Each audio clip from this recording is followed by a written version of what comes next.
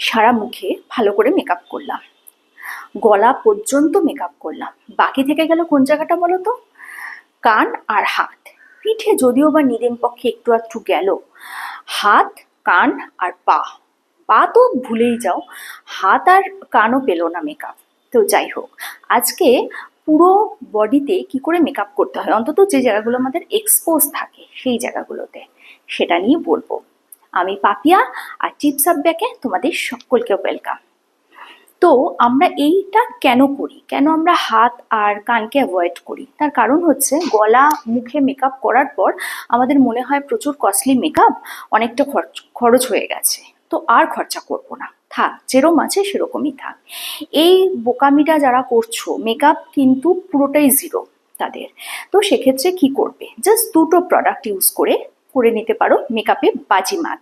আজকে আমি তোমাদের সাথে সেটাই দেখাবো। দেখো, আমার তো মুখে ময়েশ্চারাইজার মাখা আছে, আজকে বুঝতে পারছো শুধু ময়েশ্চারাইজারই মাখা আছে, আর কিছুই মাখা নেই। তো যাই হোক, তোমরা জানো আমি লোটাসের এই ময়েশ্চারাইজারটি ইউজ করি, সারা বছরই কোকা বাটার ইউজ করি, অ্যান্ড গরমে একটা অন্য ময়েশ্চারাইজার ইউজ করি লোটাসের, তো সেটা দেখাচ্ছি না, সেটা নিয়ে অন্য একদিন বলবো। আমি এই পোর্শনটাতে আজকে তোমাদের দেখাবো মেকআপ কি হয়। আমরা এই পোর্শনটাতেও অ্যাভয়েড করি, ব্লাউজ পরি কি একটু শো অফ করে আমরা যদি কোনো ড্রেস পরি, যেমন আজকে আমি যে ড্রেসটা পরে আছি, এটাই কিন্তু আমি এই পর্যন্ত যদি মেকআপ করি কখনো সখনো, এই পোর্শনটা আমার বাদই চলে যাবে, এই যেটুকু মানে বেঁচে থাকবে ওটাই আমি এখানে বুলিয়ে নেব না, সেটা কিন্তু করব না। যদিও আমার অলরেডি এখানে ময়েশ্চারাইজার অ্যাপ্লাই করা আছে, তারপরে আমি এই সুগারের হাইলাইটার ইউজ করব। দেখে নাও, এটা হচ্ছে সুগারের একটা হাইলাইটার।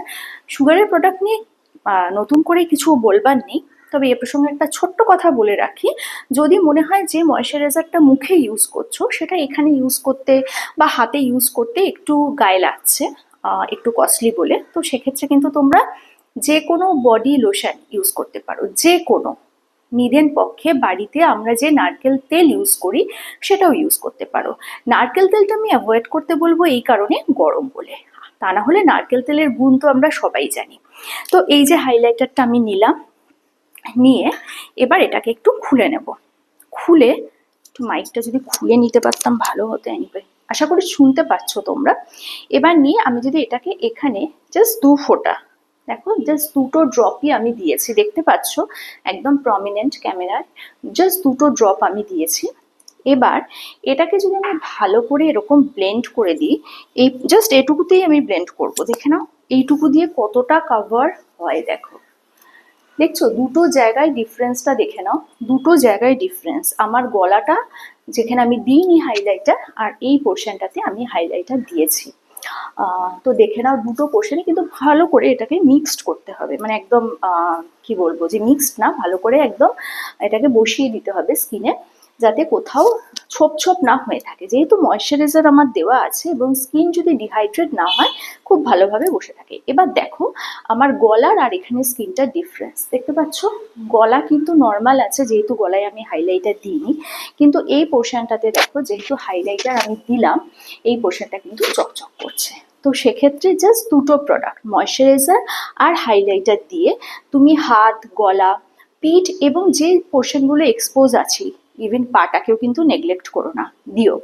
তো সেক্ষেত্রে কিন্তু অল্প হাইলাইটারে বাজি মাত হতে পারে। হ্যাঁ, সুগারের হাইলাইটারের একটু দাম আছে, সুগারের যে কোনো প্রোডাক্টই কস্টলি, তোমরা জানো, ম্যাক সুগার নিয়ে নতুন করে বলবার কিছু নেই। তবে হ্যাঁ, যে কোনো হাইলাইটারই যখন ইউজ করো, মানে যে কোনো কোম্পানি, এই টিপসটা যদি ফলো করো তাহলে কিন্তু আশা করি তোমাদের ভালো লাগবে। তো ভিডিওটা কেমন লাগলো, আশা করি যদি ভালো লাগে কমেন্ট সেকশনে কমেন্ট করো। আর হ্যাঁ, আমি যে টিপসটা দিলাম এটা কারা কারা ফলো করবে সেটাও বলো। কালকে আসবে একটা নতুন ভিডিও নিয়ে, ততক্ষণের জন্য